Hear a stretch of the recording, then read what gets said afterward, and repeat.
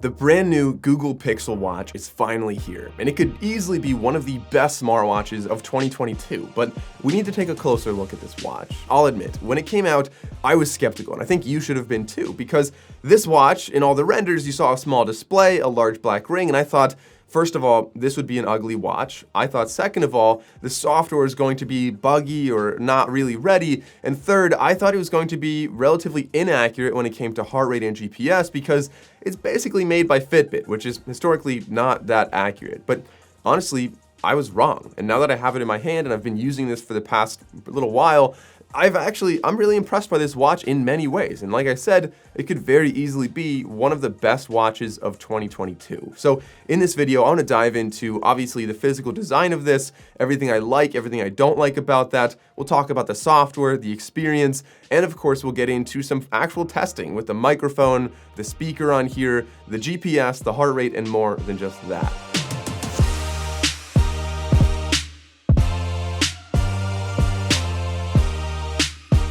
So just starting off, you can see the interface, first of all, it's really snappy. This watch is a lot quicker and smoother than I expected, which I was really happy to see. Secondly, I want to point out that you don't really see the bezel around there. I know that it is there because if you try to turn to just the right lighting, you can kind of see that, but in almost every use case, because it's kind of rounded on the top, more of a pebble-like design, and because it is glossy, you really never see that black ring, and the watch faces and everything really utilize the edge of the display as much as possible to give you an illusion of having a larger display than you do. The actual display is 1.2 inches in a 41mm body. I'm always a fan of smaller watches, so I love the size of this, but they do only have one size. So that's a little bit of a drawback for some people there. Looking on the right side, we have a button on the top, and of course the button that is also our crown. It does spin, so you can do that to navigate a lot of the interface. On the left side, we have a microphone and our speaker. Then if we flip over to the back, you'll see the straps come off in a really unique way. You push down this button and then kind of like rotate the strap over.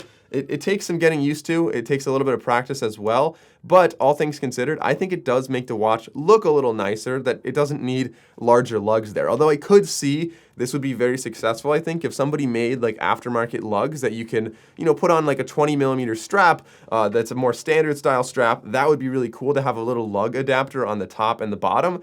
But flipping over to the back and looking at the rest of this, we have 4 LEDs on the back. We've got our wireless charging with the charger that comes in the box. And of course, we have our 2 larger metallic sensors for the ECG. And speaking of ECG, the health in general, it does have a lot of great things on here. It has blood oxygen tracking, but doesn't really use it yet. It has, of course, heart rate on here. It does have ECG capabilities. So really the full suite of health sensors that you would expect from a modern smartwatch. And as far as the accuracy goes with that, like I said in the beginning, I was skeptical of this. So I really didn't think that this would be very accurate because, like I said, I've tested the Fitbit Sense and other Fitbit Versa devices, and generally the GPS is a little bit off, sometimes by as much as a half mile on a 4-mile run. And the heart rate sensor usually wasn't that good on them either. But with this, as you can see here, the GPS did a fantastic job on my 11-mile bike ride or 10.5-mile bike ride, and it tracked everything very well. Every now and then it would wander very slightly from the trail, and really the only hiccup I noticed was in the very beginning. It kind of jumped like maybe 100 yards away and back. I'm not sure why it did that. But what I like about this that you don't see on other Fitbit devices or a lot of other watches in general for that matter is that it allows you, when you go to start a workout, it allows you to wait until it locks in on GPS before you actually start, and that's going to give you a more reliable measurement throughout the entire workout. So I was very pleased with the GPS on here. The heart rate is probably the most interesting heart rate graph I've ever seen. Now this is compared to a known accurate Polar H10 heart rate strap. I mean, I use this all the time, and usually what happens is optical heart rate sensors like this lag in the beginning and they get closer, but as soon as I do any kind of intervals, they usually fall apart. This thing lagged in the beginning and lagged for the first 8 minutes, so it actually was really bad in the first 8 minutes, and then after that, it was lockstep with the heart rate sensor through every single interval. So I was so surprised. I've never seen a watch that was so good with intervals later on in the workout, but so bad in the beginning. Maybe that's a software thing, just figuring out what kind of noise to block out. But if you get past the first 8 minutes, it's really accurate, and I was really, really impressed with that. So who knows? Maybe software updates can fix the beginning. only time will tell with that. And a few other things I forgot to mention with the design. Of course, there are 3 different colors. This is a stainless steel body, which should make it more durable, but weirdly enough, the stainless steel part is not the widest part of the watch. The display actually is, and of course the display kind of wraps around the top, so that'll give you a softer glass where the stainless steel is more tucked into your wrist. So I think that I wouldn't expect more durability from this. It's kind of an interesting design choice that they went with stainless steel there because, like I said, the screen corners are a little bit more exposed. And I think what I'll probably do, and I think you'll probably want to do this as well if you get this watch, I really want to get some kind of like little bezel protector, a little metal ring that kind of glues on or snaps on there and protects the edge of the glass in case I'm like rock climbing or doing something else and I hit the corner. I don't want to scratch this and destroy the display. This also has 5 atmospheres of water resistance, it has 32 gigabytes of storage on board. It has, a lot of great specs that we'd expect to see. But before I get into the software and the interface, I want to ask you what I should compare this to. So if you want to go down and leave a comment, let me know what watches I should compare this to. I'm sure there's so many out there that could make a great comparison, but I want to see what's most popular. And while you're down there, if you're new to the channel, definitely do click that subscribe button. I have a lot of very interesting videos coming out and planned for this watch. You definitely don't want to miss those. Now, let's actually get into a speaker test and a microphone test to see how well they actually perform. All right, so this is a speaker test with the Pixel Watch, just testing out a phone call. I'm just calling from an iPhone. So we'll see how this actually sounds. Leave a comment, let me know if this sounds clear to you. All right, so this is a microphone test using the Google Pixel Watch. I'm talking into it from a pretty normal distance away. So if you're fielding a phone call, this is probably what you'd sound like to the other end of the line. So looking at the interface and the features from the home screen, you can tap and hold it, and there's a lot of different watch faces you can use. They all really utilize as much of the display as possible, which gives you the illusion that it's not a massive black bezel around there. If you swipe down from the top, this is your quick settings drawer. They're all icons. They take some getting used to for figuring out what like theater mode, for example, is. And if you swipe up from the bottom, these are your notifications. You could also scroll with the crown to go to either one of those, and then you can swipe left or right to kind of circle through the carousel of your little tiles here. And these are, again, very useful. You've got like your sleep tracking, you've got your weather and things like that. I do wish that these were located like above or below, or otherwise could use the crown to get to them, just because I'm used to like Samsung watches having the crown that can navigate through those.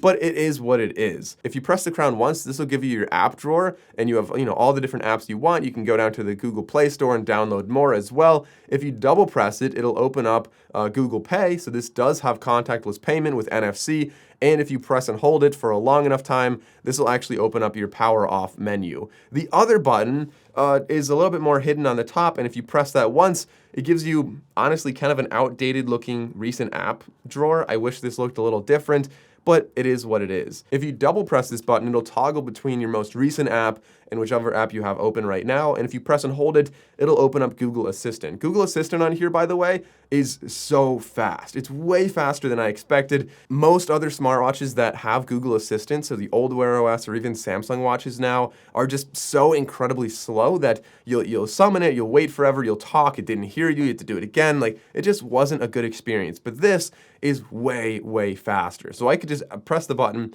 and say, what's the weather in Tampa, Florida?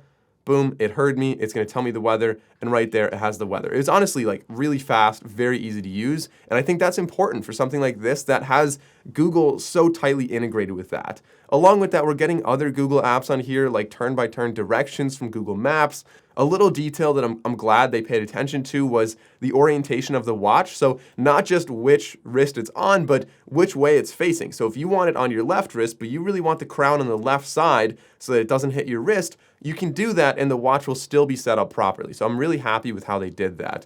The battery life on here, I mean, no surprise. It's just giving you a day. I mean, I charged it yesterday at about 2 o'clock. It's 8 a.m. right now. And my battery life on here, let's see where we're at. We are currently at 17%, and I did go on a pretty long workout, so you're getting about a day of battery life, not especially great. You're gonna really wanna be charging this probably overnight or maybe while you shower or whatever. You gotta charge it at some point in the day. They also have nice icons on the bottom that remind me a lot of Dynamic Island on the iPhone, but it's something we have seen on Wear OS in the past, which will bring you things like Spotify or your timer, your latest timer, things like that. When you're on the watch face, if you wanna quickly go over to your timer, you tap the little icon on the bottom, it'll open it up. It's a convenient way to access that.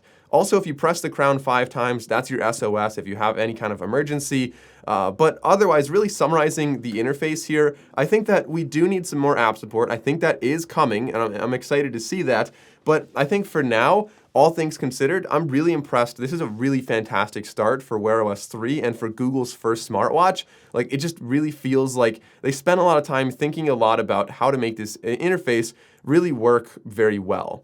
It's also obviously connected very deeply with Fitbit, which kind of brings me into the cons here. So this is a fantastic watch. I like a lot about this. The design, the accuracy, the interface, but not everything's perfect. And the first drawback is that while I really love Fitbit app, I love how the app it really gives you the data and makes it so easy to kind of gamify your fitness and become healthy in an easy way.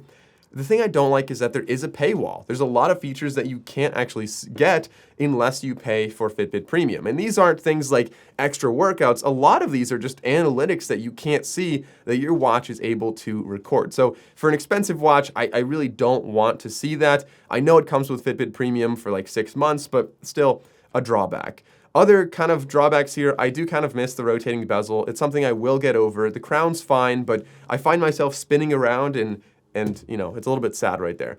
I also noticed that this watch, maybe it's just mine in particular, has possibly some mold flash, or I'm not sure exactly what that is, but along the outside, really close to the crown, there's really what looks like flash from a mold, essentially little like pieces kind of sticking out from, I believe, from the display, and it looks just a little bit sloppy there. Maybe this is an outlier in the manufacturing, maybe it, you know, QC didn't catch it, but I don't know. That's not really good for a $400 watch. Also, I don't believe this has auto workout tracking, at least not yet. It also, some things that are coming that it doesn't have yet, like I said, SPO2, it doesn't actually show you that right now. And of course, fall detection. Those are both coming soon, but they're not here yet. So that's essentially the summary of the drawbacks I found with this watch. In general, I was happy with the software. I think that Google really did a good job redesigning Wear OS 3. There are some obvious improvements to make, but I'm really confident that they're obvious enough that Google should make those improvements in a software update very soon. And then the physical design of the watch, I was skeptical of that. I thought that it wasn't going to be as nice as it is. But the fact is, I really like this watch. I think the way it looks is very nice. I think the stainless steel also looks very nice. I wish that it didn't have that mold flash on the right side, but again, maybe that's just my model here. And in general, I think the Pixel Watch is a really great first step for a watch from Google. I think that they did a lot right. Is it as good as, say, the Apple Watch or the Galaxy Watch? Well, I can make comparisons in the future, but I think this is a fantastic start. Leave a comment below. Let me know what you think of the Pixel Watch. If you enjoyed the video, consider liking and subscribing. I'm Mike O'Brien. Thanks for watching. I'll see you next time.